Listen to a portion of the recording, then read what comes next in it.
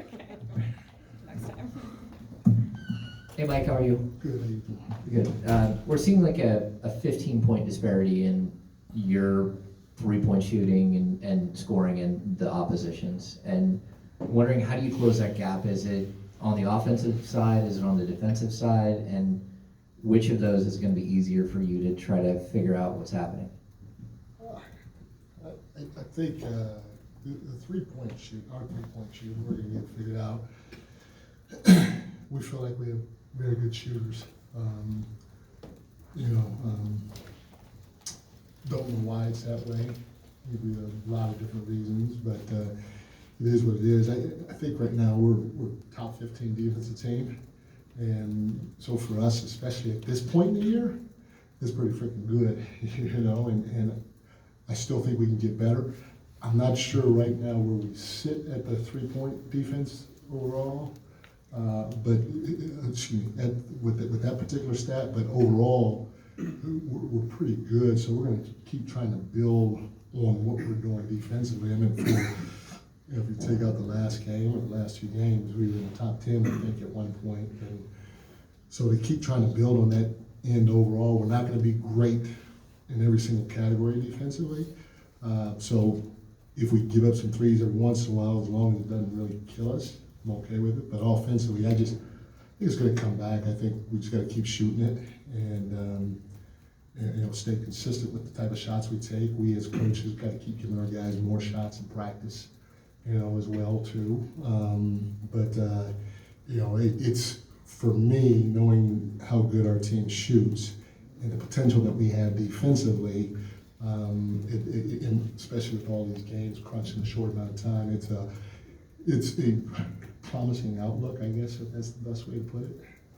What is the film telling you? I'm right here. Oh, sorry. How are you? What's the film telling you about the type of threes you're getting? I mean, are you sitting there looking, hey, we're 30th in the league, but when I watch it, I love every shot, or are there types of threes that you're not liking?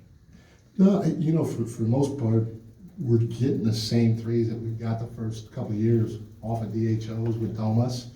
We're not necessarily a huge pin down team where guys are coming flying off the screens and shooting those. We're not getting a ton of those. What we have to do a better job of to get easier threes. So the shots that we're getting so far are pretty consistent in what we've done the first 2 years. But to get easier threes, when the ball touches the paint, we have to spray it, especially when we draw a second defender. And we didn't do a good job of that at San Antonio. We held on to it a little too long. We even challenged Wemby at the rim. I think he only had 4 or 5 blocks, but man, he might have had 8, and he definitely changed to another 5 or 6. Mike, not to belabor the point, but Fox, Herter, Murray, Monk, Ellis, McLaughlin, McDermott, and Lyles all career low right now for three-point shooting.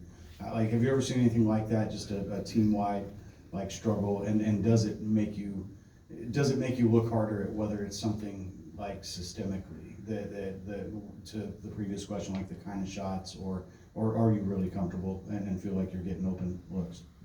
Yeah, well, I'm saying we're getting the same looks as year 1 and year 2, and so to throw everything out systematically that we've done in year 1 and year 2 because our three-point percentage is low right now after 10, 11 games, I don't think we should do that.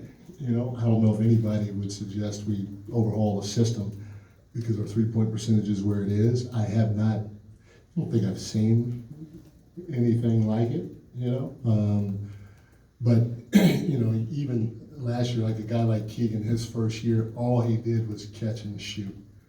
And we're trying to grow his game, so we want him to be able to have some freedom to take some threes and some other looks in other ways. Because, he's a really, really good young player, and he has a chance to be a great player in this league.